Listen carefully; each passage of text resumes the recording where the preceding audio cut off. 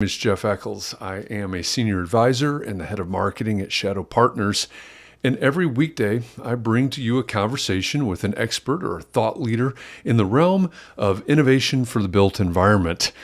Today's presentation is pre-recorded just so that we can make our schedules work out, being bi-coastal in this conversation. But my conversation today is with Scott Boutwell. He is a venture partner at Shadow Ventures, which is the venture capital arm of Shadow Partners. Scott and I talk about emerging technologies in the AEC world, and especially or particularly the barriers that can be put up by emerging technology. I think this is a really interesting conversation. And if you say, hey, I want to know more, I'd like to get deeper into this conversation.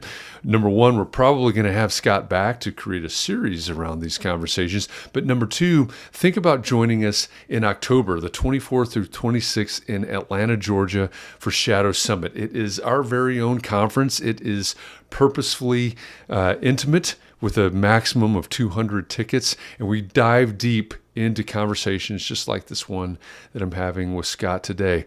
One last thing I'd like to say thank you, a shout out to a couple of our sponsors for Shadow Summit 2023, Schneider Electric and NIBS, the National Institute for Building Sciences. If you want to know more about sponsoring Shadow Summit, reach out to me on LinkedIn or through our website. And if you want to attend Shadow Summit, go to shadowsummit.com. There's a button at the top that says apply to attend. It is a curated conference in terms of attendees and topics. So hit apply at shadowsummit.com and enjoy this conversation with Scott Boutwell, a venture partner at Shadow Ventures. Welcome back to Shadow Shorts. If you've never been here before, if we've never met before, my name is Jeff Echols. I am a senior advisor and the head of marketing for Shadow Partners. And every weekday afternoon, I bring to you an expert, a thought leader in the realm of innovation for the built environment. And today is no different. Today, I'm joined by Scott Boutwell. He is a venture partner at Shadow Ventures. And Scott has an immense background in the AEC world. And I think this is going to be a lot of fun for us to delve into the challenges that the industry as a whole faces when it comes to innovation and especially leveraging emerging technology. Because as Scott and I both know, having backgrounds in this world, that there are a lot of great tools out there. It can be hard to adopt them, and figuring out a way forward can be difficult. So Scott, welcome. Glad that you're joining me today, and I'm really looking forward to this conversation. Thank you, Jeff. Yeah, it's great to be here, and it's always fun to kind of discuss all the moving parts that we're always dealing with here. So let's let it rip. Yeah, that's a great way to put it. There are a lot of moving parts, and I know, having a background of 20 plus years in architecture and engineering, A and AE firms, there are a lot of moving parts, and oftentimes the focus of much of the staff is how do I meet this next deadline, right? It's not necessarily innovation. It's not necessarily the emerging tech. If I'm a project manager, I'm not on the bleeding edge of adopting tech in the firm, but it's necessary and things are changing around us. So what do you see when you look out across the industry, whether it's an A or an AE or a design build, whatever the firm is, whatever the makeup of it is, what do you see as some of the big challenges that are facing firms today? Well, in the broad sense, the industry is undergoing a rapid consolidation, which is not unusual for our industry when you compare it to telecom or financial services or aerospace. All those industries went through that consolidation. And we've seen it a lot in the past 5 years. You have that one thing of centralizing companies, getting more bench strength, more global reach, broader capabilities. And then, of course, the other factor is quote unquote digital. And digital means a lot of things to a lot of different people, but it's adopting different emerging technologies to meet that demand. And in our industry, we've struggled to a certain degree on adopting new technologies or adopting new business models. It's not a bad thing. It's just taken us a while. And now we're starting to see companies that have really done a very good job at transforming the way we do business, and companies who are lagging. But a lot of us are in between. That we've made these different forays, we've tried some different technologies, we've tried to transform or innovate with various levels of success. And I think that's the interesting area where a number of companies, how are they going to proceed in this new environment? What kind of investments or changes are they going to make to really move forward, to get market share, to grow their firm, whatever their strategic goals are? There's a lot out there to consider today. Yeah, and you hinted at this a second ago, and we talked about it before we went live here, but in the realm of mergers and acquisitions, right? Gaining market share, whether it's geography or service offerings or whatever the reason, whatever the strategy for the M or the A is, um, how how does the adoption of technology, how does innovation play into that world, into the calculations, the valuations, when we're starting to look at firms that are trying to maybe be a little bit aggressive in terms of their market. Well, from a pure M&A side, and I would characterize this statement with M&A within, let's say, the E&R top 200, and not necessarily technology firms, because there's a whole nother world of technology firms, Right. startups, right, that are growing and will have some sort of exit to perhaps a strategic acquire like an Autodesk or a Sure. Trimble or an Oracle. Well, Yep, that let's makes look sense. at the E&R top 400 to start. The main driving point for a lot of times is having the bench strength, the capabilities to be much more efficient. So a lot of that is back office efficiencies. So you can lower your operating costs and then make a little better margins, because in our business the margins are very, very low. So anywhere you can make better margins, that's good. But what we've seen is the creation of these large firms like AECOM and Fluor and Parsons and Jacobs, really getting all this bench strength and global, so they can go after what we call the mega projects, the multi-billion-dollar project. They'll have to have teams to really even deliver. The other end of the spectrum, then we have the niche players.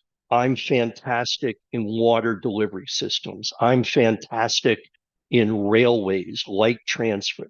And then in between, we still have a lot of companies that are in that mid zone. I might be regionally strong. I might have a little stronger over here, but I think this is the area for a lot of the E&R firms. You're going to have to figure out which direction they're going to go. Can they continue growing organically this way, or can they acquire firms? And when innovation fits in, a lot of times you're trying to meld cultures, and it's not just innovation, it's how you organize, how you deliver. I do think where companies can innovate is when they're bringing new acquirers in and inorganic growth. If they can effectively leverage those groups within, especially if they identify a company as quote unquote innovative, can they leverage that effectively and scale it across a company? And that's the other big challenge in these companies. They might have innovation centers, innovation individuals, but the idea to scale across the company is very, very hard. Not that it can't be done, but it takes a lot of vision, a lot of planning and investment as well. So I could keep going on that an awful lot, but why don't I stop there? And I'm sure you have some follow-up questions on that topic alone.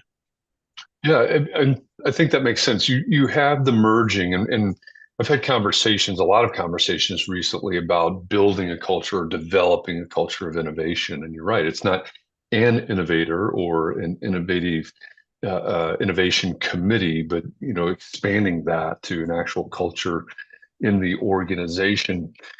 Is there, when we think about, and you talked earlier about, these are not your words, these are my words, but about AEC being an industry that's sometimes slow to adopt. Um, is there a competitive advantage then when you have a firm that is legitimately innovative? They have a culture of innovation.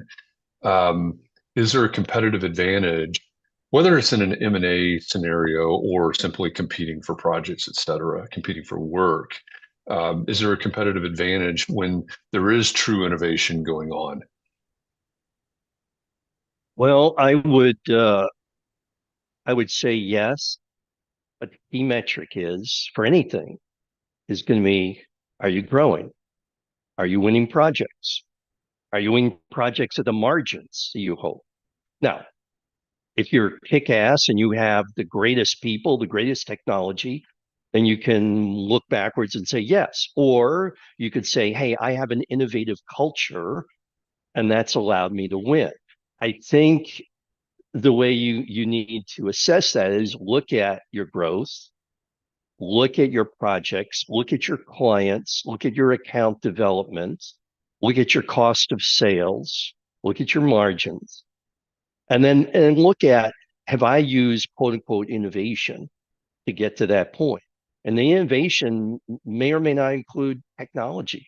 It could be the way I work. Maybe, believe it or not, I mean, we've been in a time and materials model forever. Well, maybe the other model is I can do this chunk of work on a fixed price and I can standardize that across my business. Now the question is, like a contractor, can I do it over and over and over again and increase my margins? Now, if I can use emerging technology to even create better margins, that's innovative. But I think, Jeff, the real metric that people have to look at is start at how successful you can be. And then can innovation, looking at emerging technologies, vetting, discovering, scaling them, can get you to more projects, better margins, inorganic or organic growth. I think that's a great point, right? I like growth as the metric, right? Generically, success as the metric. Because if we don't have a metric, we don't have something to measure it against, then innovation for the sake of innovation is probably not our goal. It's probably not worth our time. But when you're looking across the landscape, and I know people would love for us to jump into specific technologies, AIs, so on and so forth. But as you're looking across the landscape as we get close to our time here, what do you see? You look out into the future, you look out across the landscape. What do you see as maybe maybe the greatest white space available in terms of innovation? I don't know if that's certain technologies or if it's certain purposes, but what are you bullish on looking forward at the AEC industry in terms of innovation? Well, I would say so. There's a couple of things. First, I'll talk organizationally, and then I might pick out a technology group if I could. Okay. So organizationally, um, I think a key part of innovation is a recognition that we're in a business that is still labor intensive, expertise intensive, a lot of what we call sell, manage, do. And we should recognize that. And a lot of us are very, very good at it. But that being said, when we talk about innovation, or let's say leveraging new technologies, I think we have to separate that from the core business and we have to give it its own home and incubate it its own way. And the model there is not necessarily around time materials business, it's around a software business. I'm going to put people who are experts. I'm going to fund it appropriately. I'm going to use metrics accordingly. And then I'm going to feed it into my core business effectively so that I have people that can test it with clients, scale it, get best practices baked back into it, and gradually build it up. The other key component I would say of that is partnerships. Traditionally in our industry, we haven't done partnerships. If it hasn't been built here, we're not crazy about it. But when you look at other industries, partnerships are critical for success. And what are those partnerships? We see that in mega projects where we partner together, okay, but partnering with startups, partnering with a venture capital firm like Shadow, partnering with larger enterprise software firms, partnering with financial people who might put financing into a large project. Those types of attributes have to be built in as well. And many times they are outside of the core business. So I would say looking organizationally at people and teams that will do that for a living who are experts and then feeding that interacting into the core business, I think is a big, broad innovation theme that a lot of companies should follow. And some are trying, but as in general, I haven't seen as much of that. But hopefully that covers that question. It does, and I think that's an excellent point. As we look out across it, as we look out over the future, one of the things that I do is I teach professional practice still at the university level, graduate level, for an architecture school. And this idea, there's one of the reasons I started teaching is because we're teaching the practice, the traditional firm model, the same way we have for 100 years. And you said a minute ago, you have to look outside of the core business, even outside of the core practice. And I think in terms of surviving into the future, what you said there is absolutely key.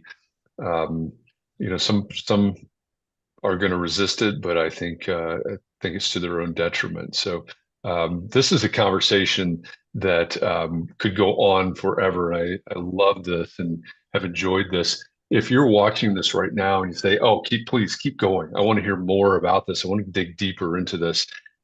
This is a snapshot, right? This is Shadow Shorts, short form conversations with experts and thought leaders in the space, looking at innovation for the built environment. But in October 24th to 26th in Atlanta, we're going to host the 7th annual Shadow Summit, and we will take conversations like this and we will dig deeper. We will go into the weeds on conversations just like this, on innovation, on generative AI, on industrialized construction, on construction financing, et cetera, et cetera. Everything that has to do with innovation for the built environment will be conversational at the 7th annual Shadow Summit. Our CEO, KP Reddy, has described it as a Cliff Notes version of everything that's happened in innovation in 2023 and a preview of what you need to prepare for and what you need to get ready to invest in 2024 in terms of investment for your AEC firm, your real estate company, your material manufacturer, your startup, et cetera. So think about joining us for Shadow Summit in Atlanta, October 24th through 26th. Go to shadowsummit.com to learn more about that.